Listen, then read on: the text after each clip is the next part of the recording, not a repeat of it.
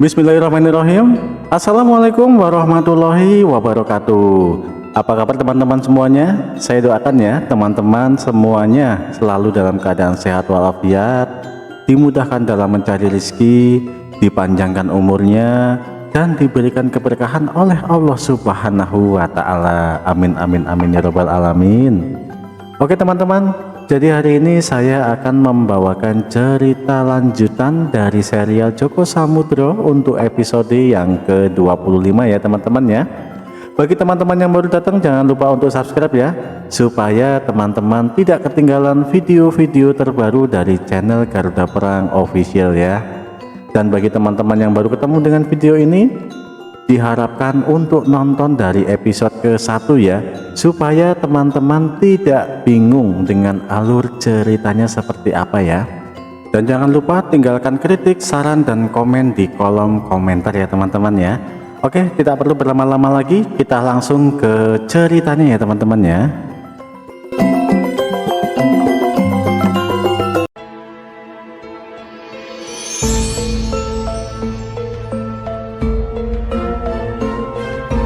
Tidak berselang lama, Samudro merasa dunia berputar. Kepalanya terasa sangat pusing, seluruh badan terasa remuk, hingga akhirnya dia pun jatuh pingsan.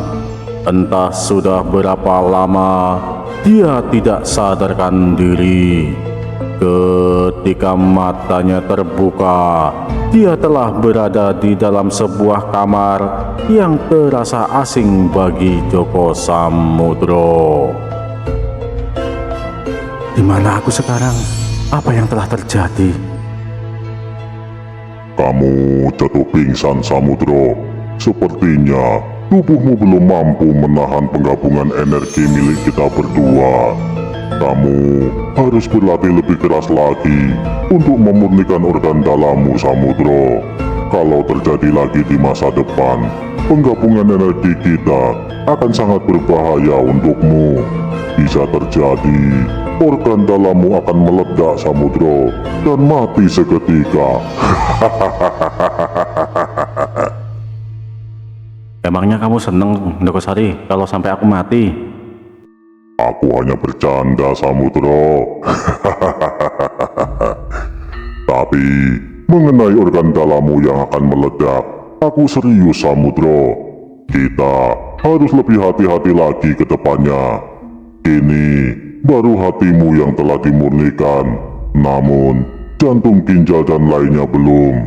Keadaan tubuhmu saat ini hanya mampu menahan 5%, Samudro. Lebih dari itu akan sangat berbahaya. Lalu kita sekarang ada di mana, Ndokosari? Dan sudah berapa lama aku tidak sadarkan diri? Kamu ada di rumah Aki, pemilik warung. Waktu itu dia datang ke rumah Lurah Surojoyo bersama warga dan segera menolongmu dan membawanya kemari, Samudro. Lalu bagaimana dengan nasib anak-anak yang waktu itu diculik oleh Lurah Surojoyo, Ndokosari? Mengenai itu aku tidak tahu, Samudro. Nanti bisa kamu tanyakan langsung kepada Aki, pemilik warung. Tiba-tiba Aki, pemilik warung, masuk ke dalam kamar Samudro, dan dia dibuat bingung melihat Samudro berbicara sendiri. Ampun Tuan, Tuan berbicara dengan siapa? Oh tidak Ki, saya hanya berbicara dengan diri saya sendiri Ki.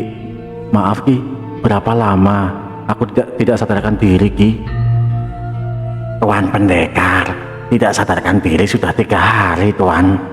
Aku sangat khawatir melihat Tuan 3 hari ini tidak ada pergerakan Tuan. Terima kasih ya Ki, sudah menolong dan merawat saya. Kamilah yang seharusnya berterima kasih Tuan. Berkat Tuan, lurah keji itu bisa dibunuh. Entah apa jadinya kampung ini bila lurah itu masih berkuasa Tuan. Baik lagi kalau begitu, saya izin pamit ya untuk melanjutkan perjalanan. Apa Tuhan tidak ingin lebih lama lagi di sini, Tuhan? Maaf Ki, ada urusan penting yang harus saya selesaikan. Baiklah kalau begitu Tuhan. Ini ada sedikit makanan untuk perbekalan Tuhan pendekar di perjalanan nanti, Tuhan. Waduh Ki, malah merepotkan. Terima kasih ya Ki.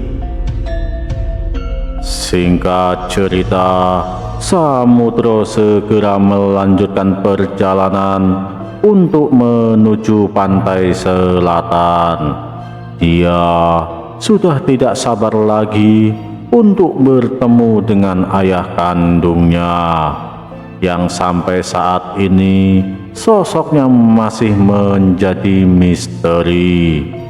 Setelah tiba di pinggiran laut, Samudro segera melangkah ke arah barat sesuai yang diisyaratkan oleh ibunya. Lalu Samudro mencari sebuah pohon kelapa yang bercabang 2 batangnya. Tiba-tiba langkah kaki Samudro dihentikan oleh sosok pengemis tua yang sedang duduk di sebuah batu di pinggir laut.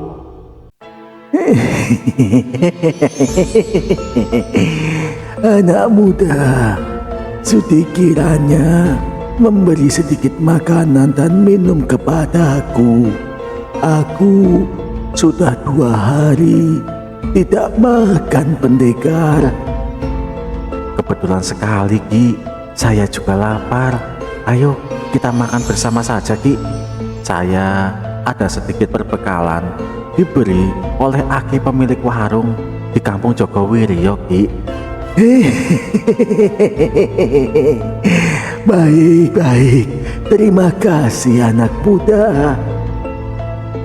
Ketika mereka berdua sedang makan, sekilas Samudro melihat ada hal yang aneh dari sosok pengemis itu.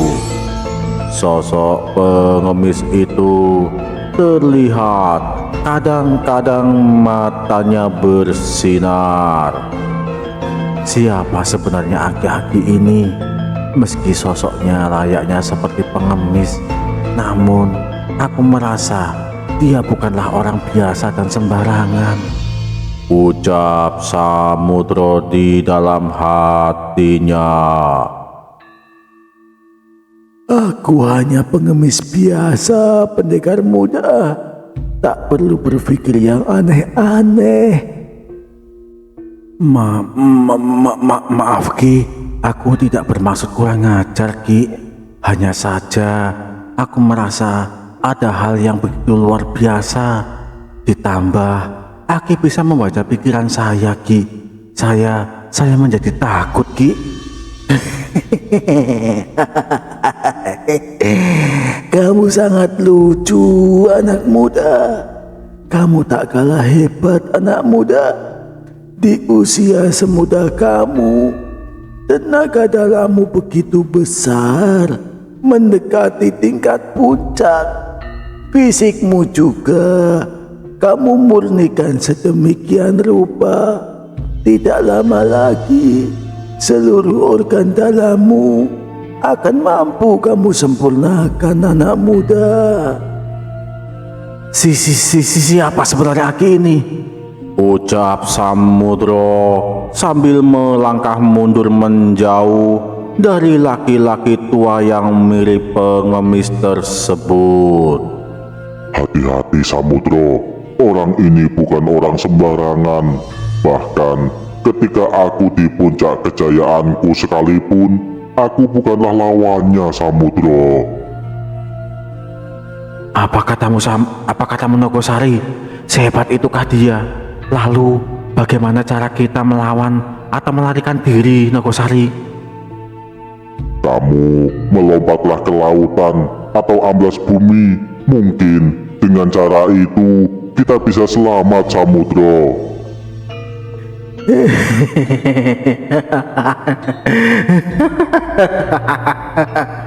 Anak muda, tidak perlu takut seperti itu. Tidak perlu sampai kamu melompat ke laut atau amblas bumi. Itu tidak ada gunanya, Le.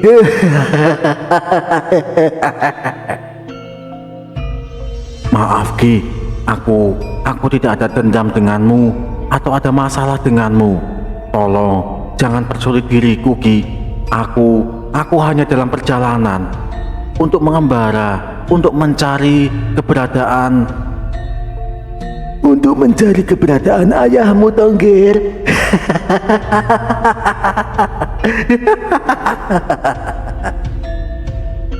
Siapa sebenarnya Aki ini? Katakanlah dengan jelas Ki. Andaikan aku harus mati pun, aku bisa mati dengan tenang. Tidak akan menjadi hantu penasaran Ki. Duduklah dengan tenang, Ger. Sini. Duduk dekat Buyut. Buyut? Kenapa aku harus memanggilmu Buyut Ki? Apa kita ada hubungan darah Ki? Namamu Joko Samudro kan? Dari kecil kamu tinggal di Gunung Argopuro bersama si gila Ronggoseto. Benar kan, Le? Maaf Ki, tidak mengapa aku harus mati. Tapi jangan hina guruku Ki. Meski aku tahu aku bukanlah lawanmu, namun demi kehormatan Eyang Ronggoseto, satu nyawa tidak ada artinya bagiku Ki. Meskipun nyawaku taruhannya. Bagus. Kamu memang murid yang berbakti. Sangat beruntung bocah gila itu punya murid seperti kamu. Andaikan saja dulu kamu lahir lebih awal dan menjadi muridku, pasti sekarang aku bisa hidup dengan tenang, Ger. Samudro dibuat bingung dengan perkataan pengemis tua itu. Namun untuk berjaga-jaga, Samudro segera merapal Aji Wojo Saketi dan bersiap untuk melompat ke dalam lautan untuk kabur dari pengemis tua yang ada di hadapannya. Dengan satu tarikan nafas, Samudro segera melompat cepat dan terjun ke dalam lautan. Namun Samudro dibuat sangat terkejut. Kini tubuhnya melayang tanpa bisa dia kendalikan. Samudro terlihat melayang-layang dengan kondisi yang tidak bisa tenang. Ger, putuku, begitu takutkah kamu dengan Eyang Buyutmu sendiri, Le? Apa wajahku terlihat seperti hantu? Apa dedemit, Ger? Maaf Ki, bukan begitu. Tapi dari awal perbincangan kita, Aki sudah membuatku tak nyaman Ki. Bahkan Aki seperti tahu dalamnya hatiku. Kalau memang Aki menghendaki kematianku, segera lakukan Ki. Samudro memejamkan matanya dan merapal semua ajian yang dia miliki untuk melindungi dirinya kalau tiba-tiba laki-laki tua itu menyerang. Namun hal yang tidak diduga oleh Samudro, dirinya ditarik mendekat ke arah laki-laki tua yang kini tak lagi berwujud layaknya seperti seorang pengemis, namun lebih mirip seorang Brahmana yang sangat berwibawa. Seluruh tubuhnya bersinar dan berbau sangat wangi. Melihat hal itu, Samudro seketika berlutut dan menyembah di depannya. Samudro sendiri dibuat bingung kenapa dia harus melakukan hal itu. Ger, Ger putuku cah bagus, ketahuilah le, aku adalah eyang buyutmu. Namaku lebih dikenal dengan nama Begawan Joyoboyo, Ger. Aku adalah guru dari gurumu Ronggoseto. Sesembah sungkem saya, Eyang. Maafkan Samudro, tidak mampu mengenali Eyang Joyoboyo. Cucumu ini sungguh tidak berbakti, Eyang. Tidak apa-apa, Le. Ini semua bukan salahmu. Salah si bocah gila itu yang tidak bisa melukis wajahku dan menunjukkannya kepadamu, Le. Le, Gerca bagus. Ikut kepada Eyang sebentar, Le. Ada beberapa yang harus Eyang katakan padamu. Baik, Eyang.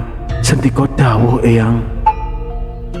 Segera Samudro mengikuti langkah Eyang Joyoboyo memasuki dalamnya hutan lebat. Begitu sampai di bawah sebuah pohon gaharu yang besar, Eyang Joyoboyo segera menghentikan langkah kakinya. Leca bagus, duduklah Ger di bawah pohon gaharu ini dan Meraka Sukmalah. Eyang akan ajak kamu ke suatu tempat, Le. Baik, Eyang. Sendiko dawuh. Dan kamu, Nogosari, keluarlah dan jaga Raka Samudro sampai kami kembali ke sini. Segera sebuah naga berwarna emas keluar dari tubuh Samudro, lalu melilit tubuh Joko Samudro. Kamu jagalah tubuh Samudro, jangan sampai ada yang mengganggunya. Tunggu sampai kami kembali ke sini, Nogosari. Baik Begawan Joyoboyo, sendiko dawuh, segala titah akan hamba jalankan sepenuh hati, dan hamba akan menjaga Raga Samudro dengan nyawa saya, Begawan. Segera Samudro memusatkan konsentrasinya dan segera melakukan raga sukma. Setelah sukma Samudro keluar, segera dia diajak pergi oleh Eyang Jayabaya melanglang buana. Sekejap mata, dia telah tiba di Gunung Argopuro dan melihat bahwa eyangnya Ronggoseto sedang tidur memeluk maung. Menetes air mata Samudro menahan haru. Dia merasa begitu bersalah meninggalkan eyang gurunya hidup sendirian di atas Gunung Argopuro. Eyang Buyut, kenapa kita tidak turun dan menemui Eyang Ronggoseto, Buyut? Kamu memang murid yang baik dan berbakti, Le. Aku memang kemari untuk mengambil sebuah pusaka yang aku titipkan kepadanya. Ayo kita temui bocah gila itu, Ger.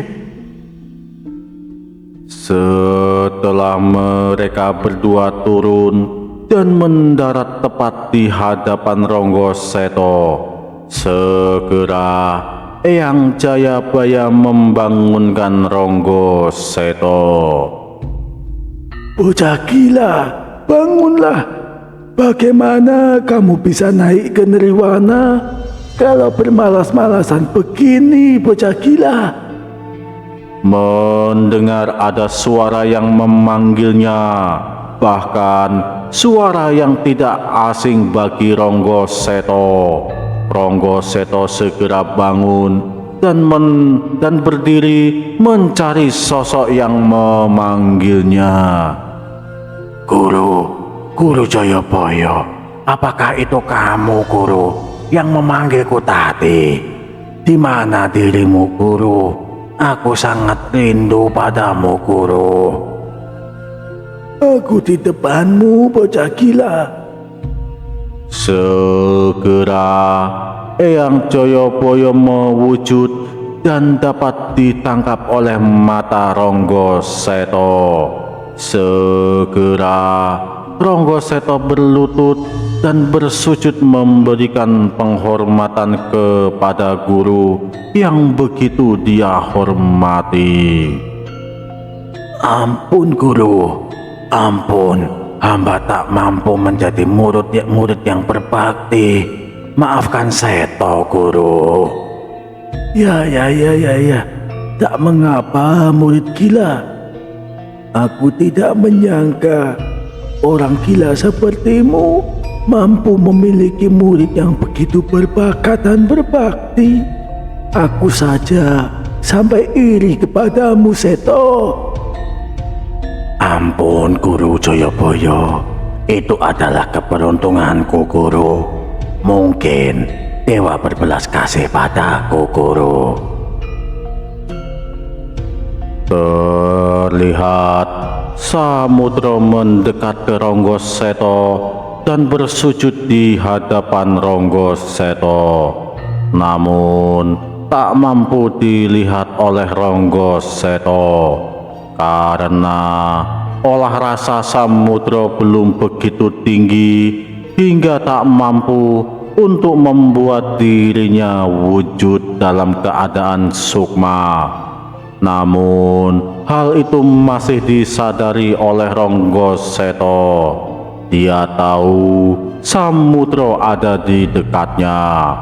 Segera Ronggo Seto mengaktifkan mata batinnya dan benar saja dia melihat ada Samudra yang ikut bersujud di sampingnya menyembah Eyang Buyut Jayabaya. Ger Samudra, kamu kemari juga toh, Ger? Iya Eyang, aku bertemu dengan Eyang Buyut di tepian pantai selatan dan diajak kemari Eyang. Bagus Le, sangat bagus Le. Benar, dia adalah Eyang Buyut Ger, Eyang Jayabaya, guru Eyang, Ger. Seto, aku tidak bisa lama-lama di sini karena waktuku tak lama untuk berada di alam maya pada ini. Baik Guru, ada titah apa Guru menemui hamba di puncak Argopuro?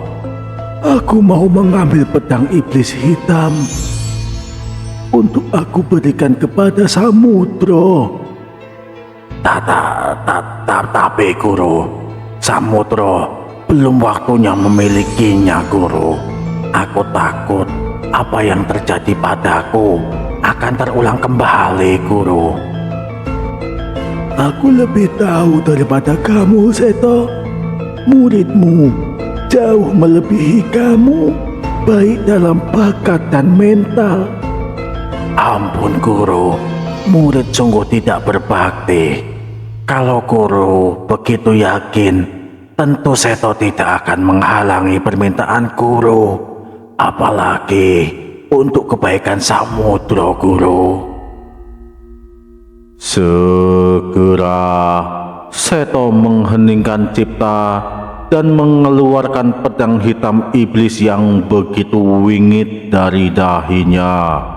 Terlihat ada asap hitam pekat keluar dari dalam pedang hitam itu, dan segera pedang itu diserahkan kepada gurunya Eyang Jayabaya. Samudra, berpamitanlah dengan gurumu. Kita akan melanjutkan perjalanan kita, Ger. Eyang, Samudra izin pamit undur diri, Eyang. Jaga diri dan jaga kesehatan Eyang. Samudra janji ketika ada waktu senggang, Samudra akan berkunjung kemari, Eyang. Ya, Yang Ger. Kamu sangat beruntung bisa mendapatkan pelatihan langsung dari Eyang Jayabaya. Kemampuanmu pasti meningkat pesat, Le. Hati-hati di perjalanan, Yongger. Setelah Samudra berpamitan, segera Eyang Jayabaya dan Samudra melanjutkan perjalanan menuju tempat lain. Dalam sekejap mata, mereka berdua telah tiba di sebuah tempat yang asing di mata Samudra. Kita di mana, Eyang Buyut? Tempat ini sangat indah, Eyang. Tak pernah aku lihat tempat seindah ini sebelumnya. Kita di Gunung Raung, Le. Kita temui paman gurumu Jolo Sudro. Dia adalah murid keduaku. Meskipun dia tak seberbakat Ronggo Seto, tapi masalah ketaatan, dia jauh lebih mampu membuatku bangga, Ger. Tidak seperti gurumu yang suka berbuat sesuka hatinya ketika muda. Gurumu sebenarnya berhati baik, hanya saja karena masalah keluarganya yang begitu rumit hingga membuat gurumu hilang kendali, Ger. Ayo kita temui paman gurumu, Ger. Baik, Eyang. Aku juga penasaran dengan paman Jolo Sudro. Aku belum pernah bertemu dengannya, Eyang. Singkat cerita, Eyang Jayabaya segera berdiri di depan Eyang Jolo Sudro, muridnya yang sedang bersemedi di kamar pribadinya. Sudro, bangun, Le. Gurumu datang menemuimu, Le. Mendengar panggilan gurunya, Eyang Jolo Sudro segera bangun dari semedinya dan tengok kanan kiri mencari keberadaan gurunya yang begitu dia hormati dan dia rindukan bertahun-tahun, karena Eyang Jayabaya telah naik ke nirwana dan meninggalkan dunia fana. Guru Jayabaya, di manakah Guru? Muridmu ini sangat rindu padamu, Guru. Gunakan mata batinmu, Sudro. Aku berada di hadapanmu, Ger. Segera Eyang Jolo Sudro membuka mata batinnya dan dia pun mampu melihat keberadaan Eyang Jayabaya dan Samudra. Ampun, Guru. Sembah sungkem hamba haturkan kepada Maha Guru Jayabaya. Iya, Le. Sembah sungkemmu tak tompo, Le. Pangestuku tanpa nono, Sudro. Nggih, Guru. Sudro genggam, Sudro jadikan jimat keselamatan dunia dan akhirat, Guru. Sudro, aku mau mengambil pusakaku yang aku titipkan padamu, Sudro. Apa kamu keberatan, Le? Ampun, Guru. Tentu saja tidak, Guru. Jangankan hanya pusaka, bahkan nyawa dan nasibku aku pasrahkan kepadamu, Guru Jayabaya.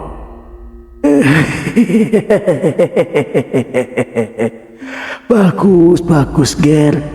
Aku mau meminta sarung pedang naga iblis dan baju kotang Ontokusumo, Sudro. Sendika dawuh, Guru. Tunggu sebentar, Guru. Terlihat Eyang Jolo Sudro mengheningkan cipta dan mengeluarkan sebuah sarung pedang dan sebuah baju dalam berajah dari dalam keningnya. Ini, Guru, pusaka yang Guru inginkan. hamba serahkan kepada Guru. Baik, Sudro, aku terima. Kamu tidak bertanya kenapa aku memintanya, Sudro?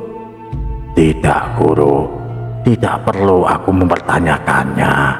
Apapun titah Guru, aku akan jalankan tanpa syarat, Guru.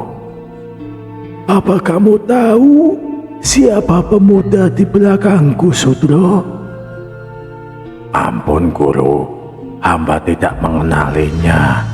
Namun, hamba mencium ada aroma Kakang Ronggoseto. Apa dia murid Kakang Ronggoseto, Guru? Benar, Sudro. Dia adalah Samudro, murid Kakangmu Ronggoseto. Samudro, beri penghormatan kepada paman gurumu, Le. Segera Samudro bersujud dan menyembah Jolo Sudro dengan khusyuk. Terima sembah sungkem Samudro, paman guru.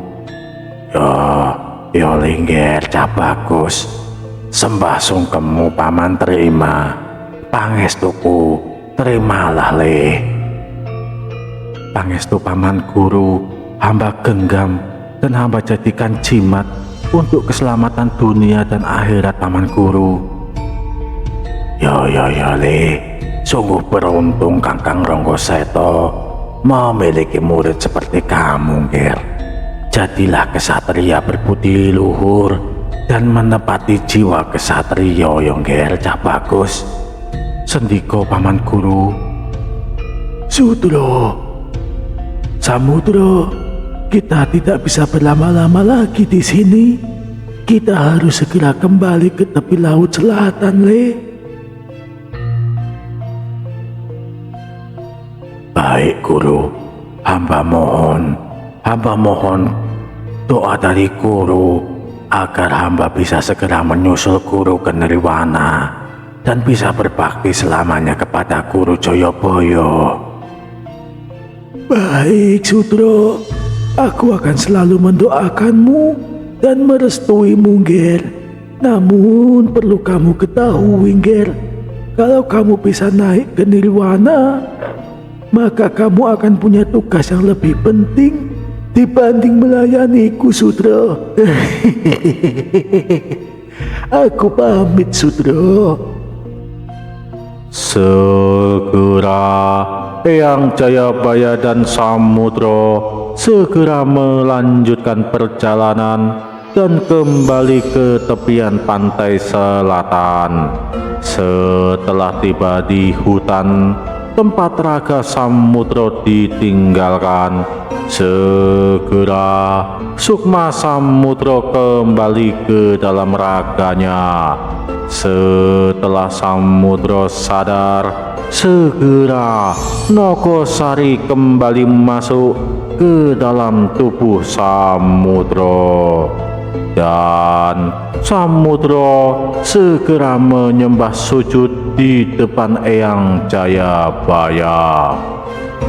Samudro, ketahuilah, Le, Eyang turun ke alam Mayapada bukan tanpa alasan, Le. Eyang mendapatkan tugas dari para dewa untuk menemuimu, Le. Kamu mendapatkan sebuah kehormatan, Le. Kelak di masa depan, kamu akan menjadi raja besar dan memimpin seluruh umat manusia di Nusantara ini, Le. Ampun, Eyang Guru. Samudro masih bingung dan tidak mengerti dengan apa yang terjadi. Belum lama ini, Eyang Sanjaya juga berkata demikian. Namun, aku belum bisa benar-benar memahaminya. Kenapa harus aku, Eyang? Kenapa tidak orang lain saja? Ada puluhan atau ratusan juta orang selain hamba yang lebih pantas mengemban tugas ini, Eyang. Karena kamu telah terpilih, Le, dan sudah disiapkan sejak kamu belum dilahirkan, Le. Pertemuan ibumu dengan ayahmu bukanlah sebuah kebetulan. Dan berpisahnya kamu dengan ibumu adalah skenario rencana dari Dewa Ngger. Lalu kamu dipertemukan dengan gurumu Ronggoseto juga bukan sebuah kebetulan. Dengan begitu, kamu akan bisa lebih matang, lebih awal dibandingkan kalau kamu tetap berada dalam asuhan orang tuamu, Le. Jadi, segala yang aku alami selama ini sudah diatur oleh para dewa, Eyang. Para dewa adalah pembantu dari Sang Tunggal, yaitu Sang Pencipta dari dunia dan seisinya, Le. Apa yang terjadi hari ini dan yang akan datang tidak lepas dari kodrat Sang Pencipta, Le. Kita sebagai umatnya hanya bisa berpasrah diri dan meminta perlindungannya, Ngger. Sudah digariskan, di zamanmu ini akan turun makhluk yang merusak, yaitu iblis Asura, dan tugasmu adalah memerangi mereka dan mengembalikan kedamaian dunia seperti sedia kala, Le. Dan Eyang mendengar bocoran kelak ketika zaman anak keturunanmu akan muncul ajaran baru yang akan menjadi ajaran akhir zaman. Namun Eyang belum tahu ajaran apa itu, Le. Tapi yang jelas itu adalah ajaran kebajikan dari Sang Pencipta. Namun ajaran itu akan turun pertama kali di negeri yang sangat jauh, bukan dari negeri kita, Ngger. Apa ada negeri lain selain negeri kita ini, Eyang? Tentu saja ada, Ngger. Bahkan sangat banyak. Bukan hanya puluhan, bahkan ribuan negeri, Le. Jadi, seluas apa dunia ini, Eyang? Sedangkan aku berjalan berbulan-bulan saja, belum habis aku mengelilingi dunia ini, Eyang. Jangankan berbulan-bulan, Ngger. Ratusan tahun juga tidak akan cukup bagimu bila ingin mengelilingi dunia ini dengan berjalan kaki, Le. Namun kelak di akhir zaman, kamu mampu mengelilingi dunia ini tak perlu waktu ratusan tahun, Le. Serius, Eyang? Dengan cara apa itu, Eyang? Itu rahasia alam, Ngger, yang belum bisa kamu tangkap dengan nalar dan pikiranmu saat ini. Tapi mungkin saja anak keturunanmu kelak akan menjumpai zaman itu, Le. Gajah bagus. Kembali ke perbincangan awal kita, Le.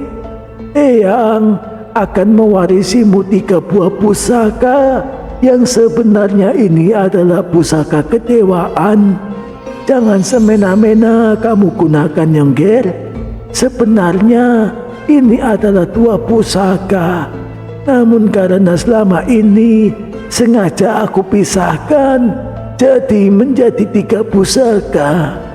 Yang pertama adalah pedang iblis hitam, Ngger. Dan yang kedua, Kotang Ontoku Sumo, Le. Bagus, Ngger Samudro.